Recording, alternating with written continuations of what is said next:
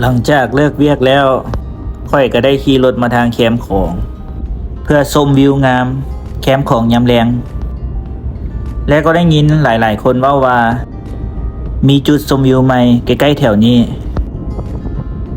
เดี๋ยวเป็นว่าค่อยสิพาพวกเจ้าไปเบิ่งเลย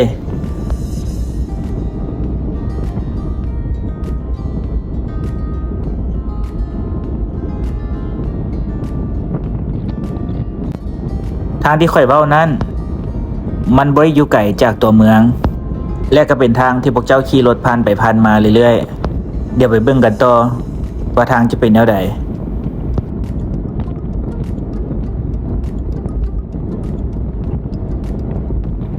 ในช่วงนี้ก็ให้ทุกคนรับชม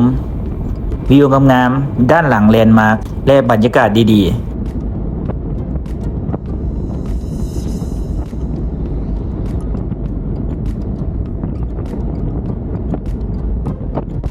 เมื่อฮอดไฟแดงลาวเยอรมันค่อยได้เลี้ยวขวาขึ้นมาทางถึงมาทางแคมป์น้ำของแต่ก็มีรถคันหนึ่งสวนมาค่อยก็ต้องได้รอท่าเพราะว่ารถของเพิ่นแฮงกว่าของเฮา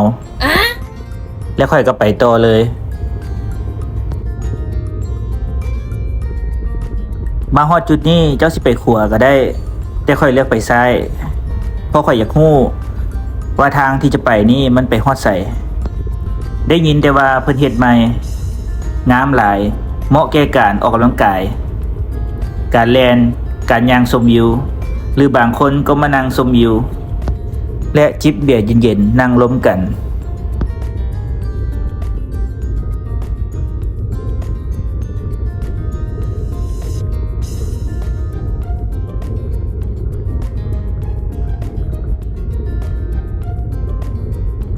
ค่อยก็ได้ขี่รถไปเรื่อย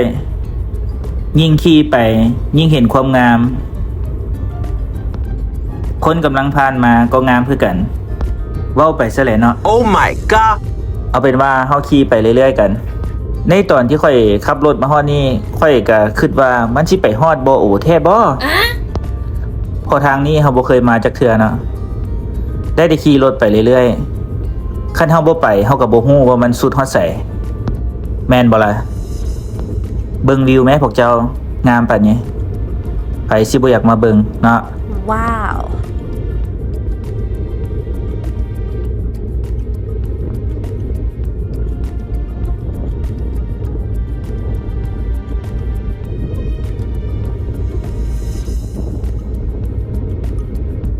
มื้อนี้รถที่ข่อยขี่มาก็เป็นรถไฟฟ้า M9 บอกเลยขี่ดีขี่ไกลตีนใหญ่นานหัวที่บ่แต่ข่อยก็เคยหัวมาแล้วเทื่อนึงในตอนที่ซื้อยังบ่ฮอด2 เดือนเว้ามาก็เจ็บใจขี่แนวใดขี่เหยียบแต่เล็กแต่ข่อยก็ผ่านจุดๆนั้นมาแล้วโดยการเอาตีนหลังมาเปลี่ยนกับตีนหน้าและใส่อย่างในตีนหน้าเพื่อแก้ไขไปก่อนขี่ยาวๆเลยตอนนี้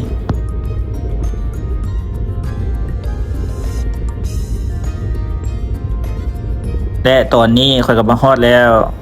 ฮอดจุดทางตันแล้วข่อยก็ฮู้แล้วว่ามันไปต่อบ่ได้มันสุดแต่ซำนี้เด้อทุกคนฉะนั้นข่อยต้องเลือกไปอีกทางหนึ่งและข่อยก็ได้ออกมานอกแล้วปกติทางนี้เป็นทางที่เฮาสามารถไปได้ซึ่งมันจะต่อจากบอนที่ข่อยไปกี้นี้และถึงทางตันแต่มันไปบ่ได้เพิ่นกำลังเฮ็ดทางคอนกรีตใหม่เพิ่นห้ามเข้าเดี๋ยวค่อยไปซอกทางใหม่ก่อนเนาะว่ามันสิมีทางไปได้บ่ซึ่งเฮาก็ซอกบ่ยากเนาะเฮาเบิ่งตามโฮมด้านฝั่งขวาเลยคันมีโฮมให้ไปก็ถือว่าไปได้และตอนนี้ค่อยก็มาเห็นรถแต่งคันหนึ่งที่เสียงดังและเป็นตารำคาญแต่ค่อยก็เลือกที่จะขี่นำเราไปเพราะค่อยคิดว่าเราต้องไปขี่ซิ่งอยู่แคมป์ของแน่นอนและก็แม่นอีหลีในที่สุดค่อยก็ขึ้นมาได้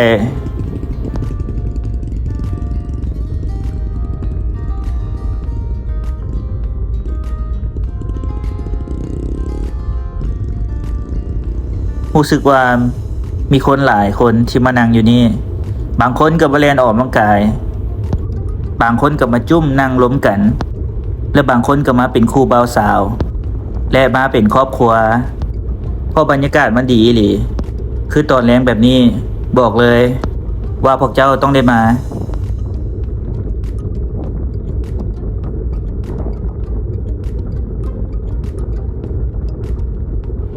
มื้อนี้ก็เป็นมื้อที่2แล้วที่ค่อยได้มาเพราะเป็นทางขี่กลับบ้านมาฮอดจุดๆนี้พวกเจ้าก็จะเห็นได้ว่าบางจุดเพิ่นก็กำลังซ่อมแปลงและสร้างทางแล่นทางยาง ซึ่งก็จะมีจุดที่แล้วและยังบ่แล้วเทื่อแต่ข้อยก็เชื่อว่าอีกบ่โดนก็แล้วแน่นอน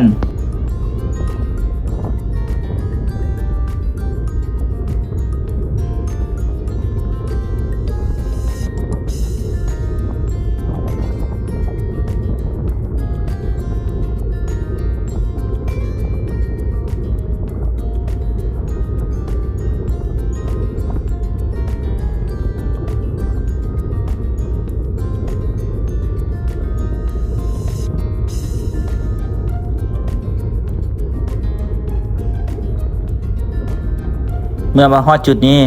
ข้อยคิดว่าจุดนี้น่าจะเป็นจุดที่สำคัญเพราะได้เห็นเพิ่นมีการมาติดตั้งไฟแล้ว และก็มีสถานที่กว้างกว่าปกติ เพิ่นจะเฮ็ดเป็นจุดที่ให้เราสามารถมาลิ้นมาชมได้ เป็นจุดที่กว้างกว่าปกติ และเป็นพักเป็นบันไดที่เราลงไปได้และแบตค่อยก็เบิด เอาเป็นว่าพอสำนี้ก่อนเดี๋ยวมื้อหน้าค่อยมาถ่ายให้ใหม่บ๊ายบาย